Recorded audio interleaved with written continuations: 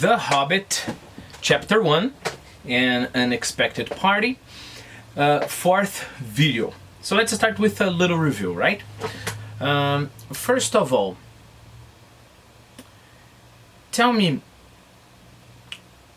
what can you say about the personality of the hobbits in general, as a species? So, answer. We can say that they are very shy of the big people, you know? Question. Did the Hobbit gain anything with the adventure that is coming in our story? Answer. We still don't know. We'll see if he gained anything, right? Question. How tall are the hobbits?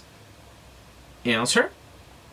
Well, the hobbits are about the half of the height of a normal person, right? In my case, probably they would be a little bit more than half of my height, because I'm not that tall, right? Question. Compare the hobbits in size, right, with the dwarves. Answer. Well, the hobbits are smaller than the dwarves, right? Question. What's your height? Answer. Well, this is personal. I don't know what's my height. Maybe 169, 168 meters, maybe. Remember, another way to say what's your height is how tall are you, all right? Question. How do humans sound to hobbits? Answer. They sound very noisy, because wherever they go blundering along, you know, like bumping into things, dropping things, making a lot of noise. So we, big folk, big people, are very noisy for the hobbits in general, right? Question. How do the hobbits usually dress? Answer. Well, they usually dress in bright colors. Mainly, remember, we can say mainly or chiefly, right? Mainly green or yellow. Question. What kind of shoes do the hobbits wear? Answer. Aha, that's a trap, right? Because they wear no shoes at all. Question. Don't they get hurt from walking around barefoot? Because remember, barefoot is when you are wearing no shoes. Answer. No, because the soles, you know, the part of your foot that goes to the ground, are very leathery. They have the consistency of leather, you know, you know, the skin of an animal, leather. So that's the kind of soles they have, right? Let me see. Question. What can you tell me about the mood of the hobbits? I mean, are they usually in a bad mood? Answer. No, they are good-natured creatures, right? They are always laughing, and they are happy, right? Last question. When are the hobbits especially happy? Answer. They're especially happy when after dinner, especially when they have 2 dinners, right? Okay, so now let's go on to new ground. Now you know enough to go on. As I was saying, The mother of this hobbit, of Bilbo Baggins, was the famous Belladonna Took, one of the three remarkable daughters of the old Took, head of the hobbits who lived across the water, the small river that ran at the foot of the hill. So remember two important things here. The water is the name of the river, they just call it the water, and the hill is the name of the hill they have there in their village, right? They just have one hill, so they call it the hill, right? Remember, something remarkable, it's something that people will remember because it's great, all right?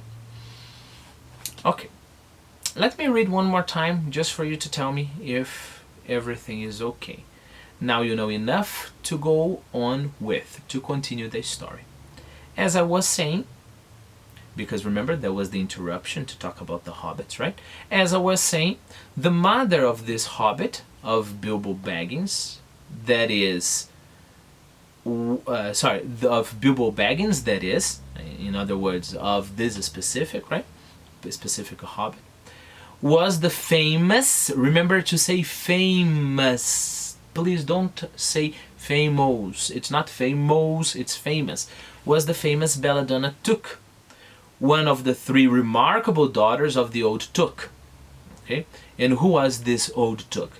The old Took was the head of the hobbits, he was the boss, he was the chief of the hobbits. Not all the hobbits in the world, but the hobbits who lived across the water, in the other side of the water, right? The small river that ran at the foot of the hill. Just a sec here, I lost my paragraph. Okay. It was often said in other families that long ago one of the Took ancestors must have taken a fairy wife. That was, of course, absurd, but certainly there was quite something not entirely hobbit-like about them. And once in a while, members of the Took, the Took clan would go and have adventures. They discreetly disappeared, and the family hushed it up. But the fact remained that the Tooks were not as respectable as the Bagginses, though they were undoubtedly richer. Let's go by parts. Let's explore vocabulary first, right? Remember that often is another way to say frequently, okay? But we can use often in other contexts. For example, how often do you go to school? Answer. Well, it was often said in the other families that long ago one of the Took ancestors must have taken. Why must have taken and not took? Because they don't know for sure. You know, it's not a certain fact. It's a deduction. It's a hypothesis, right? So I think this guy took a fairy wife, so he must have taken a fairy wife. Remember a fairy? You know, like like Tinkerbell. Tinkerbell is a fairy, right? That was, of course, absurd. Absurd. Remember, among other reasons, because it would be quite strange, a hobbit and a fairy. And second, because in this world of the Lord of the Rings, we don't have fairies like in the traditional sense of the word, right? So that was, of course, absurd. But certainly there was something not entirely hobbit-like. There was something not entirely typical of the hobbits. Because remember, the hobbits are typically calm, they don't like adventures, they just like good food, they like to rest a lot, they like to have parties, fruity laughs, you know, things like that. But there was something not entirely hobbit-like about them. Because once in a while, sometimes members of the Took clan would go and have adventures. They discreetly, without calling attention, right, disappeared. And the family hushed up, you know, they wouldn't say anything. Remember, when a baby is crying, you can hold the baby and you say, hush, little baby, hush. It's like, be calm, be quiet, right? So of course, no hobbit like to admit that you have a relative that, you know, goes out and have adventures. So everybody hushed up and, I don't know, pretended nothing was happening, right? But the fact remained that the Tooks were not as respectable as the Bagginses, right? Because the Bagginses didn't go out and have adventures, right? Though, remember, though is like but, however, they, the Tooks, were undoubtedly, okay, I'm pronouncing by parts because I want you to know the word doubt. It's like when you're not sure about something, doubt, okay? And then you have all right? Undoubtedly, right? It's like without a doubt. So, though they were undoubtedly richer, all right? So, of course, the idea is because the Took family went on adventures, probably they got treasures or something, right? And they were richer than the Bagginses, but the Bagginses were more respectable. Okay, let's continue. Not that Belladonna Took ever had any adventure after she became Mrs. Bungo Baggins. Why did she become Mrs. Bungo Baggins? Bungo, that was Bilbo's father, right? So when she married Bilbo's father, Bungo, so she became Mrs. Bungo Baggins. So Bungo, that was Bilbo's father, built, the past of build, right, to make, the most luxurious hobbit-hole for her, and partly with her money, that was to be found either under the hill or over the hill or across the water. Okay, so the place, the hole there was the most luxurious, the most exuberant, the most fancy, the fanciest of all the places, under the hill, over the hill, or across the water. And there they remained, I mean the couple, right, Bilbo's father and mother, they remained, they continued to the end of their days. Okay, now that you have all the knowledge, one more time. Not that Belladonna Took ever had any adventures after she became Mrs. Bungo Baggins.